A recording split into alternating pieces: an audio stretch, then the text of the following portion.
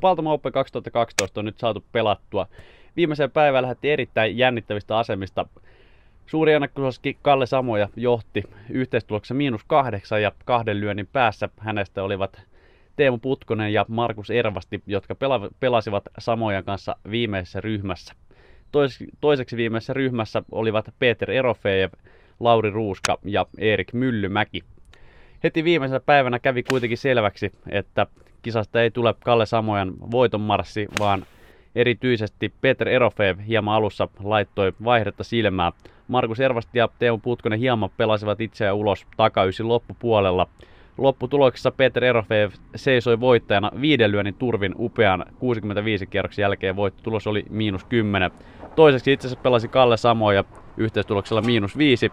Kolmanneksi jäi Markus Ervasti. Tuore, iloinen, onnellinen Baltimore Open 2012 voittaja Peter Erofeev. Mikä fiilis? Hyvä fiilis, todella hyvä fiilis. Että melkein niin kuin kotikunnilla ja voitto tuli, niin kyllä se lämmittää. Niin sä lähdit viimeisen kierroksen 5 lyönnin takaa ja kärjessä oli Kalle Samoja, jolle ei tosiaan tapoihin kuulu luovuttaa voittoja muille pelaajille.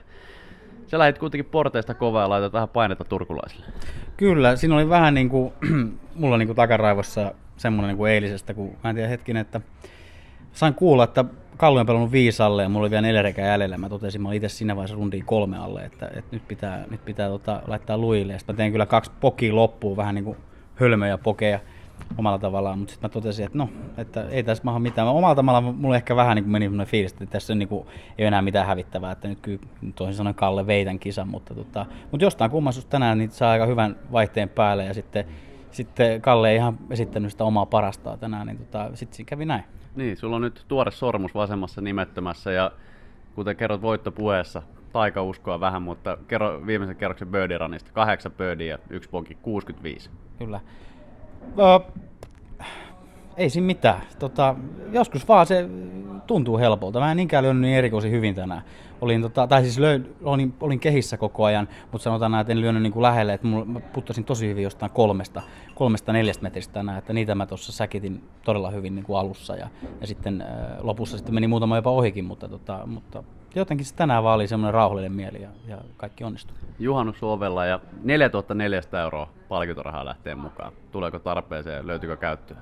Tulee tarpeeseen. Että kisoja on. Itse en pääse juhannusta viettää sen kummemmin. Meillähän Skotlantiin maanantaina pelaa isot Challenge Tour-kilpailuja. Tämä on hyvä fiilis lähteä sinne pelaamaan. Että tietenkin on asioita, mitä pitää koko ajan analysointi päällä, että mitä pitää vielä parantaa, mutta oli kaiken kaikkiaan niin kuin ihan hyvillä fiiliksillä lähdetään. Onnea voitosta ja onnea tuleviin koitoksiin. Oli ilo nähdä sun voittava Patu jälleen. Kiitos Nikke. Naisten kilpailun viimeisen päivään lähdettiin Noora Tammisen 6 lyönnin johtoasemasta. Toisena oleva yllättäjä vasta 15-vuotias Jenna Mäihäniemi lähti tavoittelemaan parasta, mitä pystyy viimeisenä päivänä tekemään, ja Oona Vartiainen oli 3. viimeisessä ryhmässä. Noora Tamminen otti kuitenkin ohjat haltuunsa heti alusta lähtien ja voitti kilpailun lopulta ylivoimaisesti 10 lyönnin erolla. Yhteistulos -2 oli myös Tammisen tavoitteiden mukainen. Tamminen kertoi toisen kierroksen jälkeen, että erityisen tärkeää hänelle on päästä koko kilpailun yhteistulos alle paarin jo toista kertaa peräkkäin. Viimeiset 6 kierrosta tamperelainen on pelannut Finnish Tourilla yhteensä -10. Ammattilaisuus siitä jo silmissä, mutta näin Noora Tamminen on vuoden 2012 Baltimore Openin kuningatar.